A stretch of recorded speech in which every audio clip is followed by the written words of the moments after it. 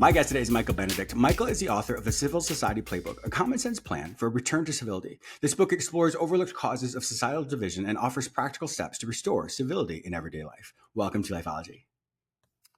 Thank you so much, James. I'm so happy to be here.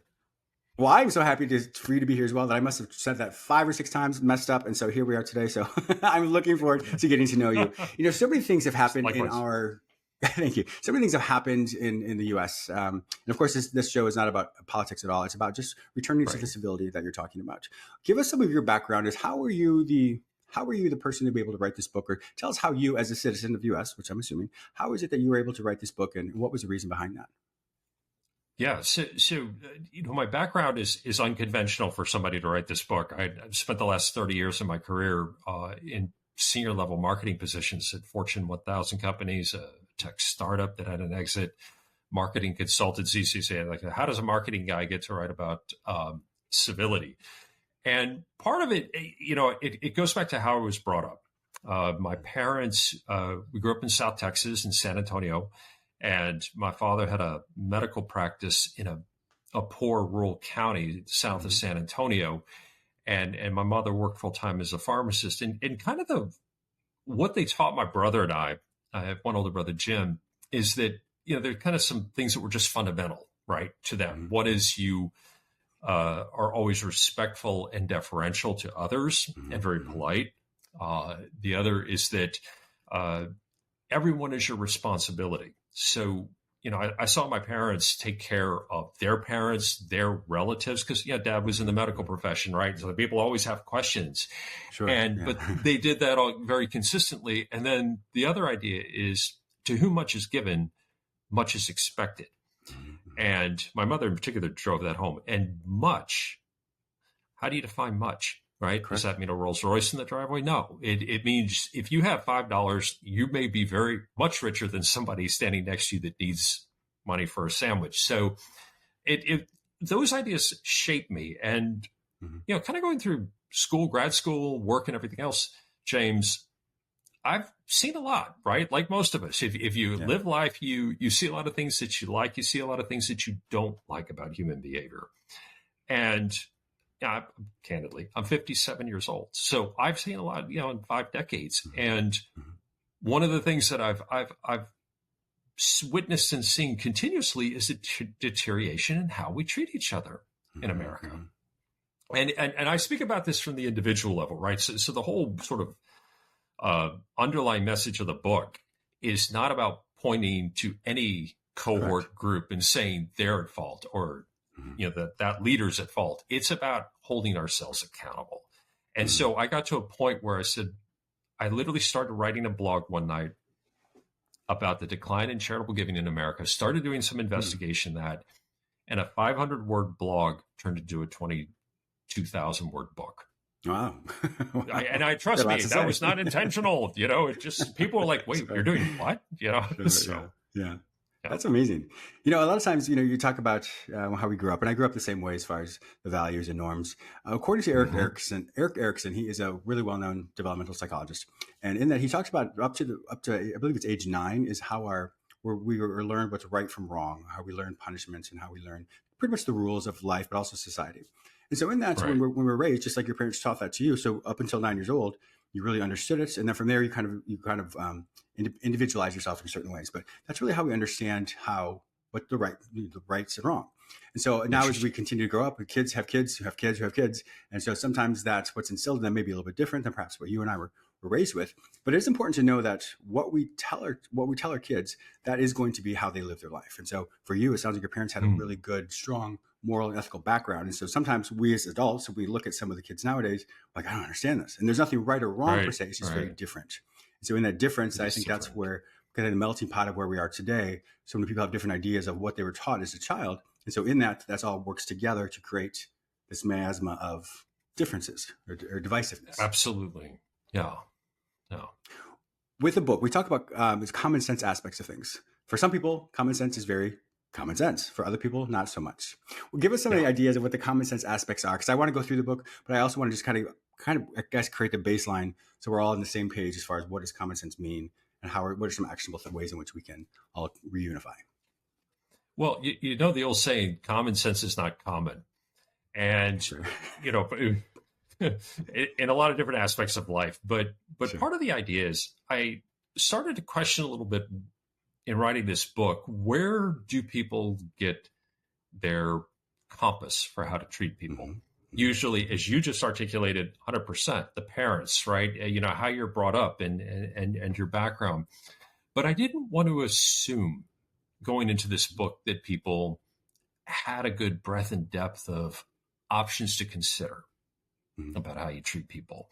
So, let's start with the most basic things. Using please and thank you when you're talking and interacting with people, especially in the service industry. I'll give you an example. I was at the Trenton Airport in New Jersey not too long ago, and I took the shuttle bus right from a remote parking place to the terminal. And as we got off the bus, and I was like about 7 people back, it was one of those smaller buses. People just, they got up, they got off the bus and whatnot.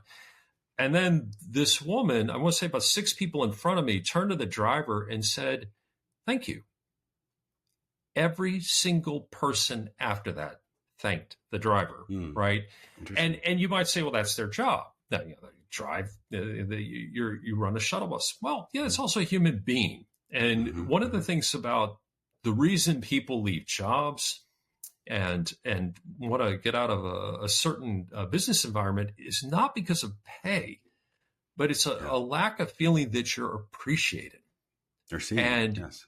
yeah, or seen, exactly. And that is a very powerful psychological effect on people Hmm. because it says, one, I see you and I value you. So that's one example. The other is to dig a little deeper, and something that I particularly care about is how we treat our elderly or older persons. Yes. Okay. Yes. And I will tell you, James, that when I ask people, and I ask this a lot, how do you feel we treat our elderly here in America?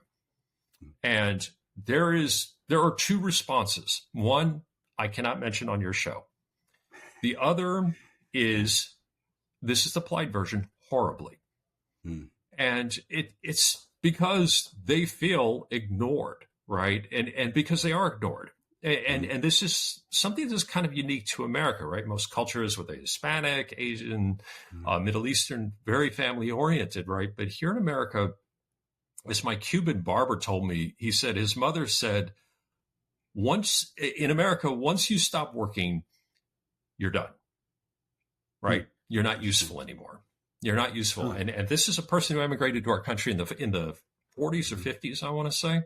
So talk to old people, acknowledge them, call your Yeah. grandparents. If you're a young person, call your grandparents and ask them how they're doing. And more importantly, ask what you can do for them. Don't Mm. just call grandma and grandpa and go, hey, Yeah. $100 or whatever. Yeah. So, it's the idea of realizing, and this is a country recognizing what we can do for the others. And the final one that I'll tell you that is very important, I think, in our society right now is, we're very divided along political lines. And this is not a Mhm. political comment, but Mhm. but Yeah. the point is, if you vote for one party and I vote for another, we might stop the conversation there, right? We might say, Mhm. okay, that's a difference we can't overcome. Mhm. My take is, don't start there. Start with the commonalities. Yes. So Yes. maybe we don't agree politically, but we both like a particular sports team, or we Mhm. have a common hobby, or some other mutual interest. We're both raising kids, or something Mhm. like that. So it's like, put that aside and find what you do have in common, because Yes. more than likely you're going to find out, wow, you enjoy weightlifting too, or whatever, right? Cooking. Mhm. Yeah. So It's that's what I mean interesting by because common sense. yeah, yeah, exactly. Lifeology actually is a literary term that means obviously the study of life, and so I took that and trademarked it to become the study of life, but also in a way that's in spoken word, between people. So Yeah. speaking between people. So when we think about that, our life circumstances may be different, but the emotions we experience are all the same. We all experience love, joy, peace, hate, grief, the whole spectrum of emotions. Yeah. And so from that commonality there is such a powerful thing, because we all know what it feels like to lose somebody. That grief that can come up, that's so overwhelming. Everybody can feel that. And so sometimes we take more the defensive approach, because some emotions are used to defend us. For example, anger can be used to defend us. But if there's nothing to defend us, then all of a sudden we'll still use anger as a secondary way, meaning it protects us from the sadness, from the depression, from the grief. And so sometimes we don't realize how our emotions really aren't what we think they are, but we use them in such a way that it tricks us. And so when we can go back to the primary emotions, or the most powerful emotions that are more vulnerable, that is where people really find that they're more linked together. Because as I said, everyone knows what grief feels like, or loneliness feels like. In fact, loneliness is one of the major contributing factors why people are dying early. In fact, just pre-COVID, that was one of the major contributing factors why people were passing away. So now I don't know what the statistics are now, but I can't imagine. But I want to go back to the whole aspect when you talked about the elders. It's funny because the first show I did when I was a podcast years ago was about, I can't remember the guy's name, but it was about elderhood. He was an elderly person and had fantastic practice, but he retired. But in that, the whole book was about being able to appreciate the elder. And when I say elder, it's capital E, elder, that type of elder. Because you look at the Native Americans, or many different, like you said, many different cultures who honor them and use them for their wisdom. And so nowadays, because technology is different, and many quote elderly people don't necessarily understand a lot of it, and sometimes I don't either. Right. But sometimes when it comes to that, we often think there's a disparity, because if the new technology comes in, the younger people may understand it, elder people may not, and so therefore there's also a division there. Elderly people think younger people are a certain way. Younger people think elderly people are a different way. So we often have that disparity. So kind of going back to what you said is just asking questions, learning, because the way we learn is through data. Data is asking questions. And through those questions allows us to be able to circumvent or navigate something, or like in lifeology, to do something that someone has done that's successful, or avoid something that someone has done that is not successful. Right. Exactly. And I think too, we don't see them as a resource, right? Because again, and James, to your point just now, you talked about technology, right? And sort of that can be something that can help facilitate a relationship between a younger and an older person, right? But people that have lived longer than you have more experience, more context, more perspective. There is probably nothing you could bring up that they do not have an opinion on or can't help you with. And they just tend to be very interesting people. It's a great way to learn about America. I have a friend of mine. She's a world famous artist here in New York. She's pushing 90. And she tells me what it was like to live in New York in the 70s and the 80s and even in the 60s. And, that's a part of New York I have no idea about, right? But so it's like, don't view them as like, oh, we have nothing in common. Well, you probably do. And if anything, they're interesting people to talk to. They're typically great listeners. They can be a little bit comically acerbic too at certain times. Yes, it's true. I've heard some things. I'm like, wait, what did you just say? So I agree. But I think perhaps removing the technology component, that's one huge thing, because it's so expansive that's a hard thing. But it goes back to the human emotions, the human experience. That is where we can all connect. I think that's the way that for all of us to remember that. Regarding the book, once again, I wanted to go. We talked about the common sense aspects of things. What are some other ways in which the book really delves into that? Because once again, it's not political, but the common sense components of it. So we have the morals, or how to treat people with respect, recognize people. What are other ways that your book explains? I also talk a lot about giving of yourself. Oh, okay. And what I mean by that is sort of the next tier, right? I have something called the right and good framework. It's essentially 3 codes of behavior that all sort of the tactics of the common sense fall under. And the first one is sort of that the idea that civility begins at the home, right? So it's about treating your parents, your relatives, and literally anyone with respect, right? And that obviously goes beyond the home. But the idea is, if you don't treat other people with respect, you can't move forward with some of the other things. Yeah. The second idea is give more of yourself, which I'll talk about now. And then the third one is consider how your actions impact others. So giving more of yourself, and again, this goes back to the data that, I want to say 5 years ago, 66% of Americans donated to charity. Today, that's less than 50%, and it's declining. It's more and more being carried by a few. And I have a couple of opinions on that. I do think that giving is important no matter what you give. Again, if you have $5, that's probably a lot more money than somebody else has. If people think about it in terms of, I can't donate an auditorium or whatever. No.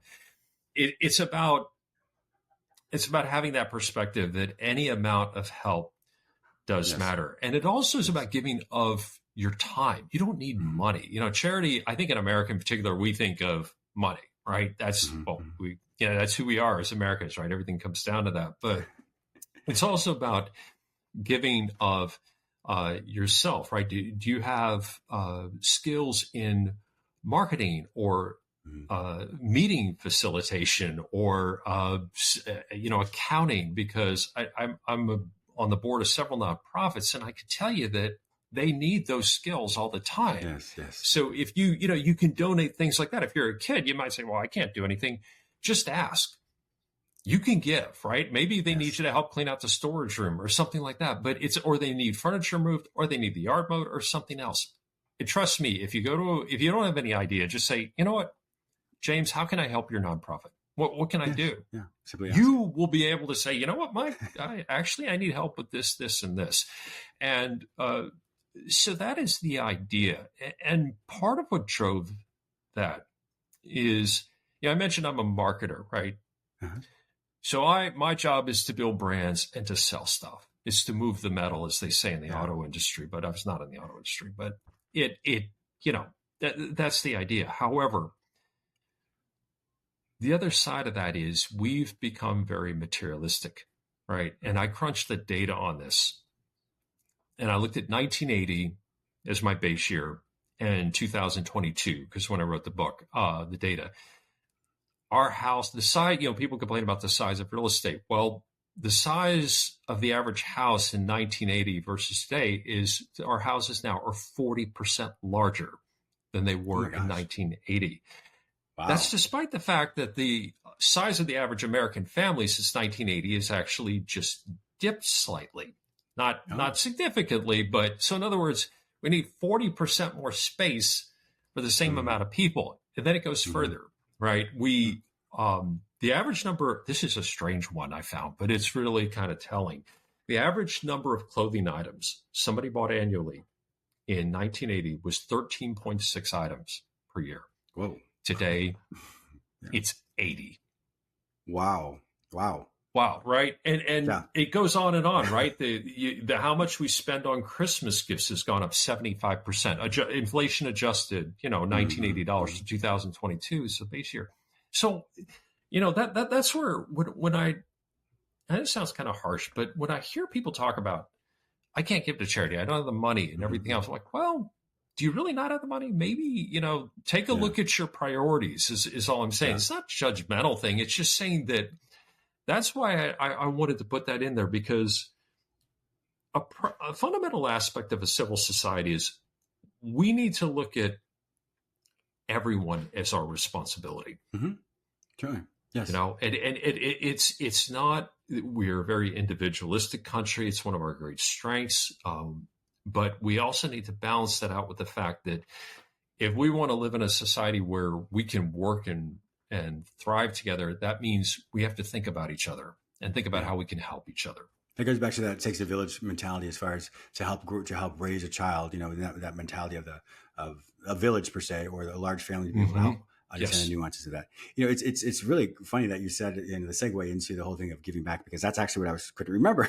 So I'm glad it worked out organically. When it comes to psychology, altruism is a word that means we're doing something for others without wanting anything in return. And so what they found, research has shown that when people are truly altruistic, in fact, in my doctoral program, they were comparing, is there such a thing as altruism, is or not? I'm like, doesn't matter where you're giving back to somebody. But what's really cool, though, is when you're actually truly altruistic, your body actually tells you if you are or not. What I mean by that is this: if I do something for someone and I'm like, oh, that felt good, but I didn't have any lasting effects in that, for like 10, 15 minutes, if I didn't have that warm feeling in my body, what I was actually doing was I wasn't being altruistic. I did it for someone else because I wanted them to see me do it. But if I truly do something for myself that's really altruistic, I get this hit of dopamine, this sense of euphoria, and that lasts for a certain period of time. So if you do something for someone else and you don't receive that euphoric feeling, more than likely your motivation was off. So that's how you can tell the difference between if you're altruistic or not. The reason why I say this is because the more altruistic we are, it actually allows your body, it starts to heal your body, it repair your body. And research has shown that it gives you more energy. With more energy, you have more vitality. Vitality means you want to give more. So it gives this whole rebound effect where you do something for others and you get blessed in return. And so the altruistic aspect is you truly are doing it, but your body rewards you. And so if you do it something and you don't get rewarded, that means you're doing it for the wrong reasons. It looks good for the other people and the people are satisfied, but you're not. And so it's good to be mindful of your motivation. So like I said, the more you do that, the more it allows you to be more healthy. So giving back component has so many, there's duality to it. So it's important for us to remember that, because as we give to others, we just become healthier ourselves. And then through the last thing I think you were talking about was the legacy. What do we leave behind? And so with the common sense approach, the legacy, so the more well I'm doing, the more I can teach that to other people. And then it creates this whole sense of a wellness between all of us. And so after everything that when someone does, if there's a loss of some sort of grief or change, the legacy is created. So we get to determine what that legacy is. I think with your book as well, you're teaching people how to create a legacy. So when you and I are passed, what's left? That's right. And that is such a terrific point. And I have not heard that you just said, James, about how it elevates you and gives you more energy when you do things out. And I'd not heard that. What I have heard is that, and it seems ironic, but the more you give, the wealthier you feel.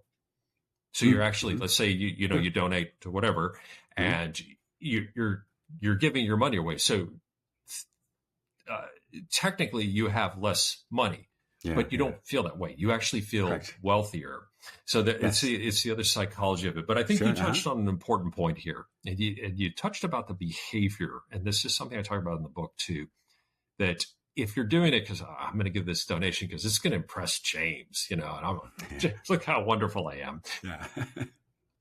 Your intent matters tremendously. Yes, because one, it's you can't hide it. People, you can read people. You know when people are sincere, and when people are, I forget what the common word for it is. Dang it! It's sort of like, basically, or just putting up airs. I'm not sure, but the idea is that if you're going to do it, to your point, be in the right place in your heart. Yes. Right. That's all. Yes. And because if you're not, then you've given all that money. And then, if you gave that money to me, I'm like, oh, it's great. And then 10 minutes later, I've forgotten about it and I've done something else. You're like, James doesn't remember. And then you're out all that money. So make sure you know why you're doing it. And if you obviously truly are aligned with your beliefs as well. I really appreciate this conversation. I think sometimes we get lost in the emotionality of life. And so we forget, just like you said, the common sense aspects of things, that we're all human. Mm-hmm. We all have we all have the same goals and dreams, slightly different versions of it, but it all comes from the same place. It all comes from the place to be better, to be seen, to be heard, to be recognized. And so I think your book here is a really good starting point, a good roadmap rather, for a lot of us to be able to find that way to return to civility. So once again, let's look at your book. Is called the Civil Society Playbook, a Commonsense Plan for a Return to Civility. Michael Benedict, I've appreciated your time and your energy. If my viewers and listeners want to find out more information about you and to purchase your book, one more time, the Civil Society Playbook, a Commonsense Plan for a Return to Civility, where will they find all this information online? Well, they'll find it on Amazon. It's available as a paperback, Kindle and Apple on the iPad, and then also as an audiobook. The audiobook, a lot of people tell me that, teenagers need to read this book. It's simple. And what I say is, like if you don't have a lot of attention span, or you don't want to read, the audiobook's 2 hours and 18 minutes. Oh, there you go. It's quick. The other thing is visit my website. That's where I publish regular writings. It's Michael B, my middle initial B. So michaelbbenedict.com, michaelbbenedict.com. And you'll see my latest articles and thoughts and thinking of, potentially new books as well. Yes. We'll see. My viewers and listeners also know that they can't find this information any other place. Simply go to the show notes at jamesmillerlifeology.com, and I'll connect you with Michael Benedict. That's michaelbbenedict.com. Thank you, Michael. I appreciate your time and energy today. Thank you so much, James. I've enjoyed this conversation. Appreciate it.